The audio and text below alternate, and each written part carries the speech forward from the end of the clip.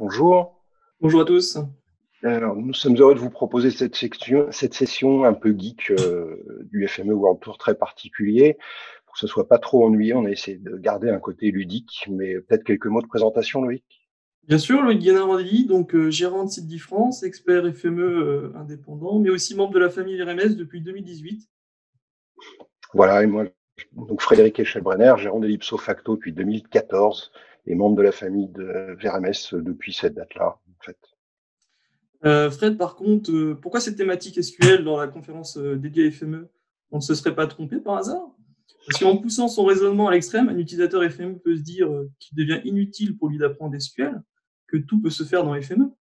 Oui, effectivement, c'est une façon de voir les choses, mais on va peut-être regarder de plus près ce qu'on peut faire avec SQL. En effet, Frédéric, du coup, pourquoi et comment exécuter des requêtes SQL sophistiquées dans FME? Le plus simple, peut-être, c'est de voir cela sur un exemple en comparant la méthode pure FME et la méthode FME avec SQL. Dans cet exemple, le besoin est de connaître les départements dont la moyenne de la population est au moins égale à la moyenne sur la région. Voyons comment on peut réaliser ceci sur FME. Donc, du coup, pour la méthode 100% FME présentée sur la capture d'écran, on utilise au démarrage un agrégateur. Parce que du coup, on a ces départements qui sont pas forcément en multipolygone, donc on a des îles. Puis, par la suite, on utilise un statistic calculator groupé sur le code région. Et enfin, un test filter qui nous permet de détecter si la population est supérieure à la moyenne régionale. On se retrouve donc au final avec 39 entités. Et du coup, côté SQL, comment on pourrait faire ça, Frédéric? La méthode FME avec SQL, ça consisterait à intégrer dès la lecture la sélection des départements qui respectent la condition requise. Donc la requête, pour ça, elle est un peu complexe, c'est vrai, mais enfin sa compréhension, elle est assez aisée. On peut la décomposer selon les trois mêmes phases qu'avec FME. Donc avec la clause with qui est du standard SQL, on définit une pseudo-table multipolygone de façon à agréger les polygones d'un même département en conservant, attributs et géométrie. Ensuite, on définit la pseudo-table qui calcule la moyenne de population par région, donc qu'on a appelé moyenne région. Et puis à la fin, on a la requête qui permet de réaliser à la fois la jointure entre les tables précédentes et le filtrage sur la condition de population supérieure à la moyenne. Alors c'est d'autant plus simple à réaliser que Safe a intégré dans l'interface de saisie des commandes SQL une aide à la construction des requêtes, et notamment ici, on voit les fonctions PostGIS qui sont proposées, notamment la fonction stcollect. Alors, ce qui est rassurant, c'est que le résultat est identique. On a nos 39 entités qui sont sélectionnées. Alors, je vous accorde que pour un utilisateur FME averti, la méthode pure FME semble beaucoup plus naturelle. Alors, pourquoi est-ce qu'on vous parle de cette méthode basée sur SQL? À ton avis, Loïc, est-ce qu'il y a une bonne raison pour se compliquer la vie? Eh bien oui, en fait, c'est surtout pour les performances. On se rend compte que sur un petit jeu de données, cela joue pas vraiment en fait dans FME. Hein. Mais par contre, quand on a un gros jeu de données, quand on commence à aller chercher les millions d'objets, la différence est très nette. À titre d'exemple, hein, sur un test similaire au département, mais cette fois basé sur les déclarations de valeur foncière, donc un fichier DVF hein, qui est disponible sur opendatago.fr, on observe un gain de performance d'un facteur 6. Hein. Le gain est encore plus important avec la version précédente de FME, mais comme Margot vous l'a présenté tout à l'heure, Safe a beaucoup travaillé sur les performances du Statistic Calculator en 2020. Ils ont fait x100, donc la différence est moins nette. Pourtant, hein, on gagne quand même sur un facteur 6, ce qui n'est pas négligeable du tout en termes de performance. C'est clair, ouais, c'est clair. Alors bon, on est convaincu que ça vaut la peine de souffrir un peu pour gagner en perf. Mais alors, comment est-ce qu'on réalise ces requêtes complexes? Eh bien, en fait, je ne sais pas si les utilisateurs de SQL connaissent, mais il y a une clause qui s'appelle with, hein, dont vous voyez la définition formelle de la syntaxe sur la capture d'écran. C'est emprunté à la doc SQLite. Et dans nos requêtes SQL, que ce soit dans un reader, un SQL executor ou un inline query, on peut ainsi déclarer des pseudo-tables. C'est un peu comme des vues dans vos bases de données, mais qui sont temporaires et accessibles uniquement pendant la requête en cours. C'est bien plus lisible que des requêtes SQL imbriquées qu'on a peut-être l'habitude de faire, et ça permet une maintenance donc du script bien plus aisée. Voilà. Et puis, cerise sur le gâteau, on peut même déclarer des requêtes récursives. Alors, si vous vous la rappelez de vos cours d'informatique, une fonction récursive, c'est une fonction dont la définition fait appel à elle-même. Alors, c'est un peu compliqué, donc le plus simple, c'est de prendre un exemple. Et le premier exemple qu'on prend en parlant de récursivité, souvent, pour l'introduire, c'est la fonction factorielle. La fonction factorielle d'un nombre, c'est défini comme le produit de tous les entiers positifs plus petits que ce nombre. Donc, par exemple, pour 5, sa factorielle, c'est égal à 5 fois 4 fois 3 fois 2 fois 1. Et en principe, ça fait 120. Alors, comment ça se matérialise dans FME? On écrit un traitement qui va prendre un nombre entier en paramètres, et puis on utilise le transformer inline querier, qui est à la base, il est plutôt destiné à effectuer des jointures via une base de données temporaire SQLite. Mais dans ce cas précis, on ne fait pas de jointure, juste une requête SQL pour lancer le calcul. Alors, si on regarde un peu plus en détail, cette requête contient une clause with qui définit une table temporaire factorielle. Alors, on a l'impression, vu la syntaxe, que c'est une fonction, mais c'est bien une table qui comporte 3 colonnes. Et la définition récursive contient toujours 2 parties. Il y a une partie d'initialisation, donc au début ici de notre requête, et puis ensuite une formule récursive. Et dans cette formule, dans cette partie récursive, on multiplie à chaque fois l'entier immédiatement inférieur en décrémentant la variable. Alors dans notre exemple, la table temporaire factorielle contient un ensemble de lignes, et le résultat final, c'est la ligne pour laquelle la variable est inférieure ou égale à 1. Donc, voilà pour le principe de la récursivité en SQL. Évidemment, c'est pas très pertinent de l'appliquer au calcul de factoriel, mais puisqu'on peut le faire de façon bien plus naturelle, mais ça permet de comprendre le principe de la définition de cette récursivité. Ok, Fred. Bon, je crois qu'on commence à avoir mal au crâne là sur ça. Est-ce que tu pourrais nous faire peut-être une présentation plus ludique? Ok, on va passer à un exemple un peu plus ludique. Alors, certains d'entre vous sont peut-être familiers avec ce passe-temps qui est le Sudoku. Alors moi, ça me prenait des heures jusqu'à ce que FME me délivre. Alors une grille de Sudoku, qu'est-ce que c'est? En fait, c'est une grille 9 par 9 avec des cases qui comportent chacun un numéro de 1 à 9. Et on ne veut aucune répétition de numéros ni sur une ligne, ni sur une colonne, ni dans chaque petite grille 3 par 3 matérialisée en traits renforcés. Alors sur la gauche, on a le problème initial, donc je l'ai téléchargé sur un site internet en PDF, qui est évidemment incomplet avec beaucoup de cases vides. Et puis le but, c'est de remplir toutes les cases comme on le voit à droite, en respectant les contraintes qu'on a énoncées précédemment. Alors comment est-ce qu'on va faire ça avec FME? Je commence à comprendre pourquoi tu résous aussi vite les grilles de Sudoku, en fait. Oui, c'est ça. Donc on va faire ça avec une requête SQL.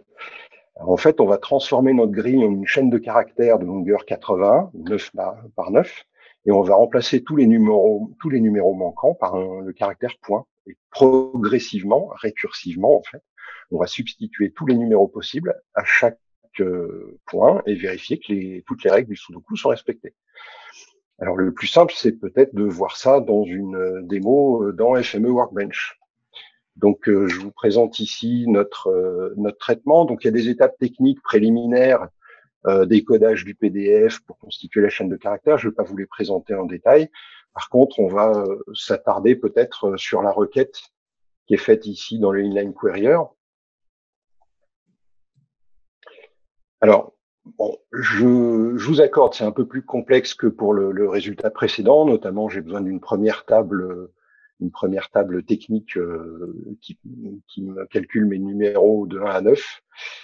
Mais le principe est le même. On a une première partie d'initialisation et puis ensuite une deuxième partie de substitution récursive au fur et à mesure du caractère point avec le respect. Donc ici, je vous matérialise les 3 règles du Sudoku.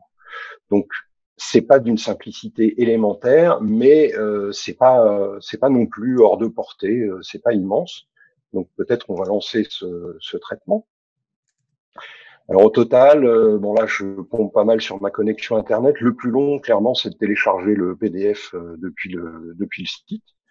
Donc j'espère que faut peut-être que j'arrête de parler, ça va télécharger plus vite. L'étape de résolution en elle-même, elle est finalement extrêmement courte. Vous voyez, une fois que j'avais téléchargé, elle est passée en très très peu de temps. Alors, je vais aller visualiser donc ce que ça donne. Donc 10h04, c'est bien ça.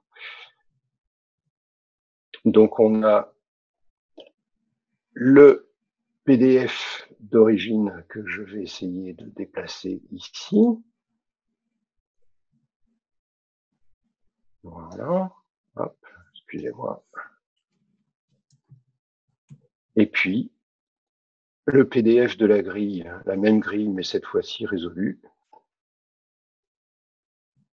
Voilà. Et puis, on voit au fur et à mesure, à chaque fois qu'il y avait un nombre manquant des cases blanches, ben, c'est résolu ici, dans cette étape.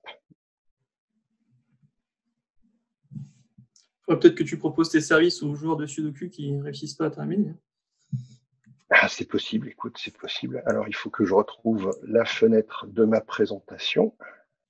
Alors, peut-être, on va prendre quelque chose de plus sérieux, calcul de capacité d'un réseau télécom. Ça doit te plaire un peu plus, non? Oui, effectivement, c'est beaucoup demandé actuellement, ce genre de questionnement. Donc, effectivement, Alors, pour nous, en première approximation, un réseau de distribution, donc FTTH, Fiber to the Home, avec un bel accent, c'est un point d'entrée qu'on appelle site technique, qui marque le passage entre un réseau de transport et un réseau de distribution des câbles reliant chaque abonné, des boîtes de raccordement et puis des câbles qui vont relier chaque abonné en bout de ligne. Ça va, c'est pas trop moche comme non, c'est explication? assez explicite, c'est très bien. Ok. Et notre but, c'est de connaître la capacité minimale, donc le nombre de fibres optiques de chaque tronçon de câble, ce qu'on appelle dans le jargon FO utile, que doit comporter chaque tronçon de câble pour permettre de raccorder tous les abonnés et même de conserver une certaine réserve pour d'éventuels nouveaux abonnés. Alors pour ça, on va parcourir notre réseau, qui est en fait un arbre, puisqu'il n'y a pas de boucle. On va partir de chaque extrémité, puis on va cumuler le nombre de fibres nécessaires en remontant jusqu'à la source. Donc là, par exemple, on a une boîte finale qui comporte 6 abonnés à raccorder, donc le tronçon de câble précédent doit avoir au moins 6 fibres optiques. Et puis la boîte d'avant, elle comporte 9 abonnés à raccorder, donc le tronçon précédent doit avoir 9 plus 6, 15 fibres optiques au minimum, et on remonte au fur et à mesure. C'est clairement intéressant ton script, parce que c'est vraiment une problématique dans le monde de la fibre optique que je vois souvent. Oui, et pour le coup, c'est un problème qui est assez facile à résoudre avec une requête récursive. Donc, comme nos données là ne résident pas en base, mais dans des fichiers shape, on envoie la requête dans un inline query et le tour est joué. Donc, pour des réseaux de distribution FTTH, le calcul, ça s'effectue en quelques dixièmes de seconde et ça permet d'optimiser le dimensionnement des câbles ou de contrôler la pertinence des choix de dimensionnement qui ont été faits. Donc, faute de temps dans la présentation, on ne peut pas rentrer dans le détail de la requête, mais le principe, c'est le même que précédemment. Ok, je crois que tu m'as convaincu ce coup-ci, je vais me mettre au SQL récursif. Ça a l'air vraiment très très puissant dans ces problématiques de réseau. Et toi alors, qu'est-ce que tu nous présentes? Et bien du coup, moi je vais faire un peu la suite sur les performances, mais sur les jointures dans FME. C'est clairement une problématique qu'on rencontre très souvent, surtout lorsqu'on a du volume. Donc là, le comparatif se fait entre Feature Merger, que vous connaissez tous, transformeur de jointure qui a toujours existé, Inline Query, donc, que tu as présenté, qui permet de faire une base temporaire en SQLite et de requêter en SQL, et Feature Joiner, qui est le nouveau transformeur de jointure. Et on a regardé ça dans un cas d'école avec un gros jeu de données, donc on a fait varier un peu les tests entre 100 000 et 5 millions de lignes, sur lequel on menait 4 jointures en cascade avec un filtrage pour simuler un cas concret. Alors, comment est-ce que ça se matérialise, ça, dans FME? Alors, dans FME, si on regarde Feature Merger ou Feature Joiner, ça serait une logique similaire. Vous mettez vos transformeurs de jointure en cascade et vous faites vos jointures. Sauf que visuellement, c'est assez vilain et puis c'est pas toujours facile de comprendre donc les différentes jointures qui s'effectuent dans ces Feature Merger Joiner.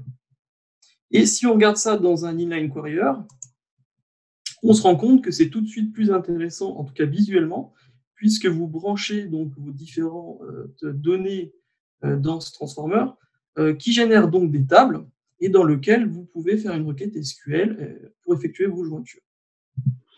Ok. Et côté perf, ça donne quoi?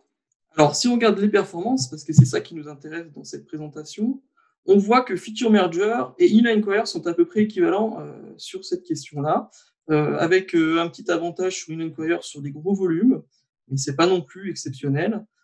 Par contre, Feature Joiner est environ 10 fois plus rapide que ces derniers, et ça représente une grande surprise pour nous, même si Safe nous avait prévenu quand il est sorti, et après qu'il avait beaucoup travaillé sur son optimisation. Pas mal, effectivement. Bon, c'est vrai qu'Inline Query, c'est un peu décevant. Est-ce que tu crois qu'on peut faire plus rapide? Eh bien, c'est ce qu'on a essayé de voir, en fait. Et pour y arriver, on a utilisé donc un writer SQLite dans lequel on a fait des requêtes SQL à la suite avec un SQL executor. Et on s'est rendu compte, effectivement, que c'était encore plus rapide.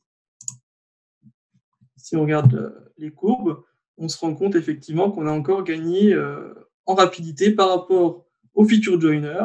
Et si on compare le duo de tête, donc on se rend compte que feature joiner est excellent, mais le writer SQLite permet encore de faire un gain d'un facteur 2, ce qui est encore très pertinent, surtout quand on arrive sur des volumes, vous voyez, à 5 millions de lignes, on écrase vraiment la courbe. Ouais, ça vaut clairement la peine. Donc du coup, peut-être un petit tableau de synthèse, effectivement, pour que vous puissiez choisir le bon transformer ou les transformers utilisés en fonction surtout du volume, hein, en réalité, donc, et du nombre de tables. Si vous avez 2 tables et un petit volume de données, on vous préconise l'utilisation de feature merger ou feature joiner. Un gros volume, eh bien, feature joiner.